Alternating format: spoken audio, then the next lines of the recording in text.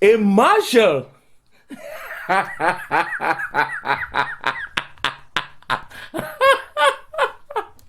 Martials. LOL. A fucking marshal.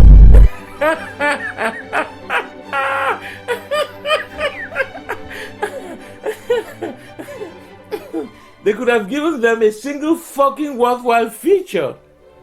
But they couldn't even do that.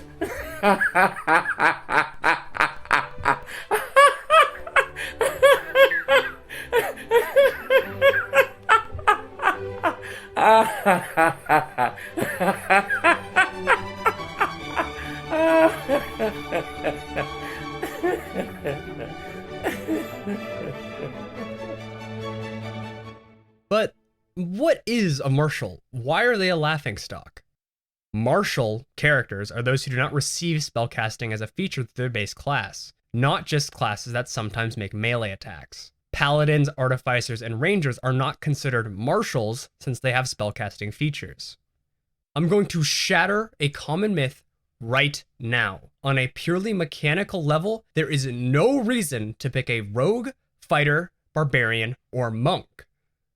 What I mean by this is that when playing optimally, martials counterintuitively are the least effective classes in combat, despite being marketed as combat classes. Since martials have less access to non-combat features, since they're meant to be combat classes, martials are just the worst at everything.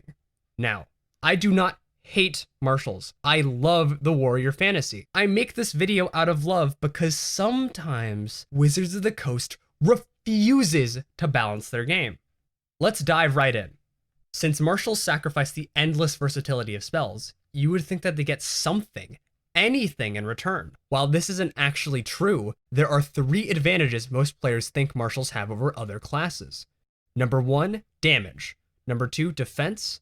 And number 3, encounter stamina.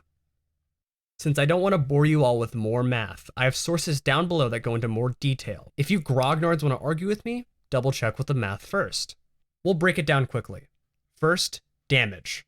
There's 2 types of damage, single target and multi-target, usually AoE. Multi-target abilities deal a tremendous amount of damage relative to their single target counterparts. Casters have a monopoly on multi-target abilities, so you would think martials are great at single target DPR. Let's analyze why casters are also better at single target damage. Since fighter deals the most single target damage among the martials, we'll use them for our example. If a fighter isn't optimal for single target damage, the rest of the martials are in trouble. So, imagine a crossbow expert sharpshooter battlemaster fighter, which is one of the most damaging pure martial builds.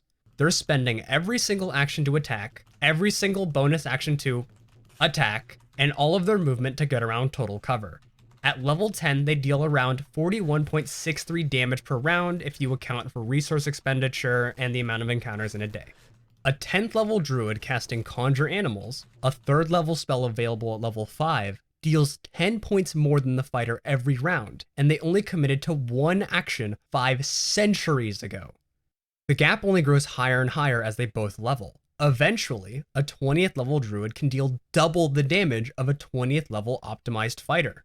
While concentrating, they can dodge for huge defensive value since their monsters are attacking for them, cast instantaneous spells like Firestorm for extra damage, or use healing spells to bring party members back from 0 HP. The druid deals more damage and offers utility on every turn, while the fighter is providing half the damage and no other utility. This argument applies to all of the casters, not just the druid. Strong spells like Spirit Guardians animate objects, and any half-decent AoE spell from casters can deal more damage than the fighter, while still allowing them huge action economy freedom. And, as fights get harder, oftentimes more monsters show up. Since most caster damage is AoE, they get more value the harder the fight gets. Okay, the druid does more, but they're squishy, right? Glass cannons doing a lot are balanced. Nope. You're dead wrong. Casters are not squishy. This is the squishy caster fallacy, as coined by tabletop builds. In 5e, there's 3 types of defenses: health, armor class, and saving throws. Martials do seem to have better defenses, since they have a larger health pool in AC. What matters, though, is effective health, which is a combination of health and armor class. I have links down below that discuss it in more detail. Let's compare the average wizard to a fighter who invested heavily in their defenses. Alright, the fighter seemed on top with both health and AC. The wizard is playing optimally, so let's factor in the shield spell, a first level spell, which might as well be a cantrip at even medium tiers of play. Now the average wizard is nearly on par with the fighter in terms of AC, and they're a bit behind in health. If the fighter does have an edge in effective health, it's fairly minor. If the fighter is offensively oriented, then the wizard probably has an AC edge and has more effective health. Now, if the wizard invests a single level into Artificer, they have a clear AC edge over the defensive fighter. The armor-dipped caster has a huge edge in effective health over any type of fighter. For more detail, again, check out the articles down below.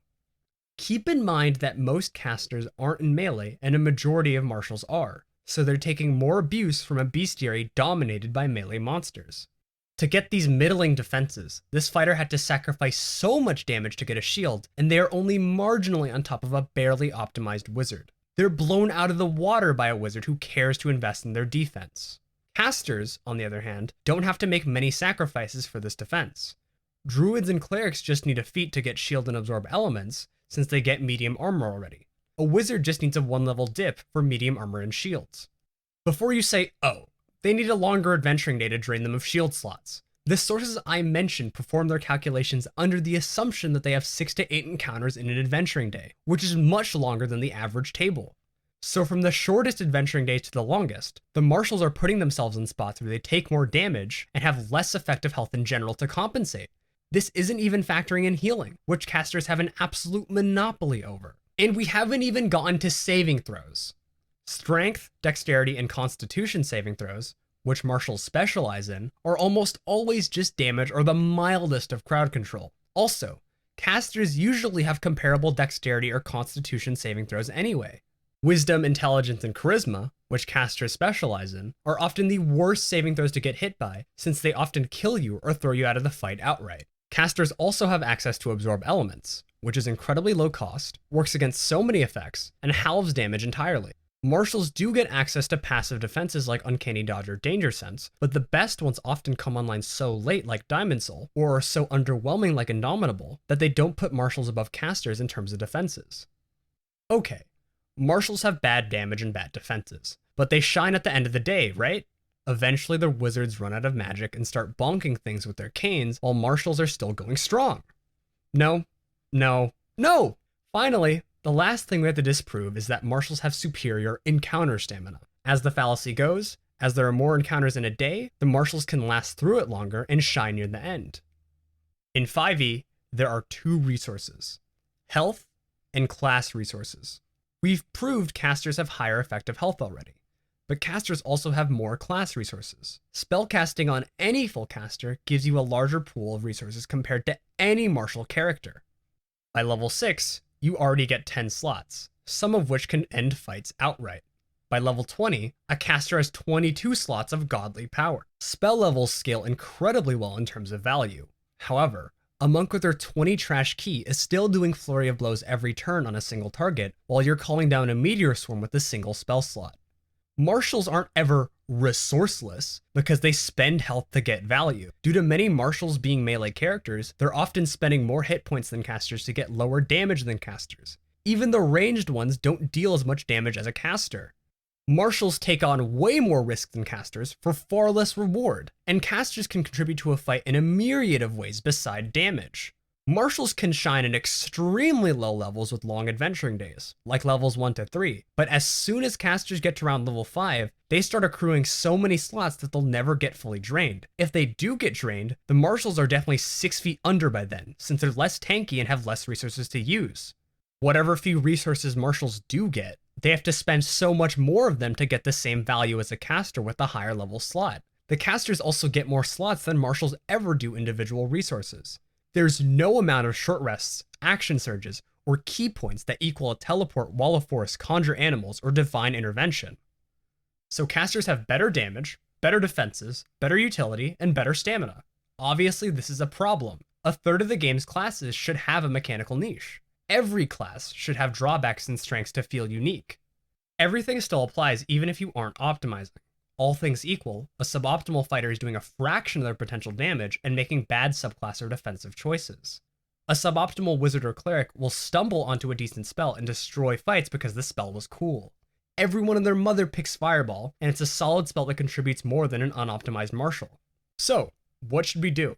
While I'm aware people have been talking about this martial caster disparity for a long time, most of the solutions people are thinking of are stupid. Just plain idiotic. Number one, some people just accept the imbalance as an intended and healthy part of the game. That would make sense in an older edition where martials and casters had different EXP tracks, marking a wizard's slower growth to compensate for power. But in 5e, all classes have the same EXP thresholds. They're clearly intended to scale uniformly, but they don't. This is solely a failing on part of the system. Number two, give them magic items. This doesn't work because it's extremely inconsistent based on setting and GM. Also, casters can get magic items that are just as strong. Number three, some people want an old school solution of giving martials strongholds, minions, and followers as they level.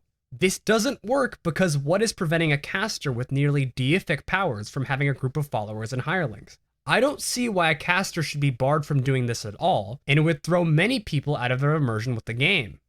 Number four, some people want to nerf casters into the dirt. This is never happening, and the community hates this despite screaming for it. PF2E and 4E get flack for doing even the most minor things to keep casters in check. Number five, supernatural abilities. This is the only solution if you want a remotely balanced game.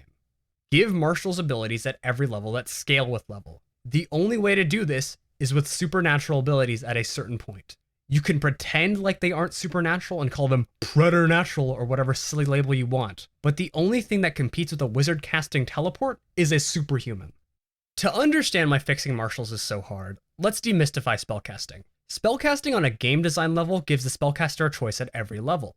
As the spellcaster levels, these choices become stronger. That's it. That's what a spell is. This is why casters are quadratic. Spellcasters get to pick between features that increase in scope and versatility at every level. The game here is all about options. Let's count how many unique options a fighter picks compared to a wizard. We aren't talking about proficiencies or subclasses since they both get those. Type of weapon? That's 1. Armor? That's 2. Fighting style? That's 3. The fighter makes 3 whole choices throughout their entire 1 to 20 level career based on just their character sheet. The wizard at level 1 picks 3 cantrips and 6 first level spells. They make 9 choices at first level. Just the first level. They get over double the choices the fighter ever gets to make. At first level. We aren't even talking about literally every other spell they get at every additional level. It's simple. Give martials the same amount of options that scale with level. Now, before some old neckbeards jump at me saying I want to give fighters anime chicanery and you want them to keep being mundane, I want you to know 2 things. 1, yes, I do want to do that. And 2, you're delusional and you need to step out of your bubble. A level 20 fighter with a crossbow is shooting out more damage than a gold dragon and can take just as much abuse as a gold dragon. I'm not sure if your average jock who goes to the gym can do that. You're just being willingly ignorant to the reality of the game. Also, in mythology, there are countless heroes, rogues, and warriors that perform incredible supernatural feats. So there's just a clear, intentional misunderstanding of fantasy here. In summary, wizard get feature. Fighter get no feature. Give fighters features. Wizards of the Coast, fix your damn game. Thanks for watching. Like, comment about druid thuggery, and subscribe if you enjoyed the video. Shoutouts to the optimizers at Tabletop Builds in the form of Dread Blog. I talk about a system-wide solution in this video, but I will address solutions for your table in a separate video.